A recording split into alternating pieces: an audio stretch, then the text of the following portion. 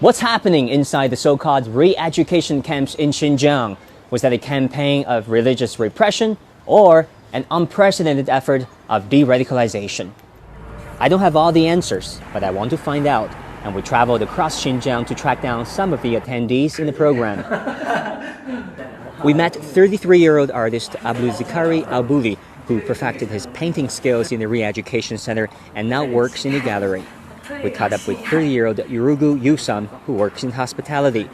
We found 26-year-old Rukia Yakub, who improved her Mandarin and now works as a real estate agent. And we met 23-year-old Halanur, who became a cashier at a restaurant. A top Xinjiang official told us that by now all people have left the education facility. Now, looking back, one might think that much of the world has been against China's re-education centers in Xinjiang, right? Wrong.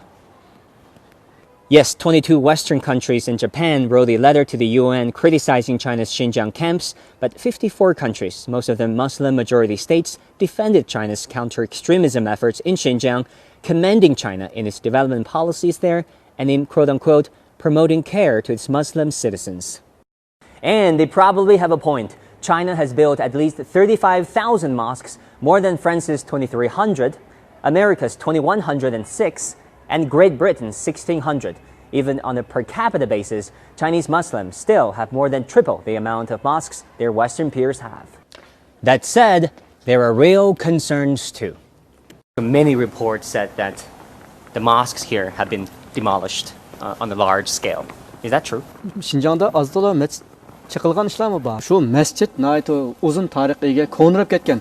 Hem öğülüp şiş xatarlik bo'lib qolganligi uchun biz chiqib onu boshqa yerga soldik. Har qanday vaqtida, har mahallada kishilar chirib bemalol namoz o'qib chiqalaydi. It's all about perspectives, and many people still have the impression that in China, Islamophobia is real and terrorism is not. I get it. I worked as a reporter in the US for the past 8 years, and I fully appreciate the power of the Western narrative that highlighted so-called ethnic repression and downplayed terrorism in China. Problem is, there is a double standard. For example, each time I questioned US officials about terrorist attacks in China, they usually came short of calling them terrorism until I pressed them hard after the 2014 Kunming train station attack. How does the United States characterize those attacks? We've been very clear in condemning all forms of terrorism, and we've condemned these attacks. Are they terrorist attacks? Yes, we've called them terrorist attacks. Yet Western media did not follow suit. Among the top 30 reports on France's Charlie Hebdo attack in 2015, 25 used the term terror attack, whereas in the Kunming attack, only 2 used it.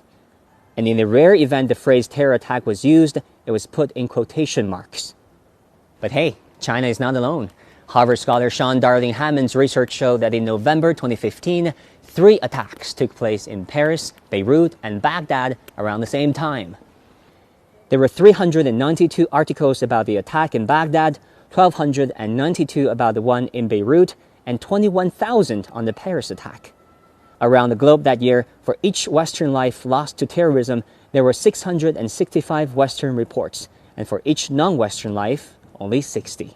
So next time anyone tells you that China doesn't have a terrorism problem and only an Islamophobia issue, you'd better ask him where he got his data.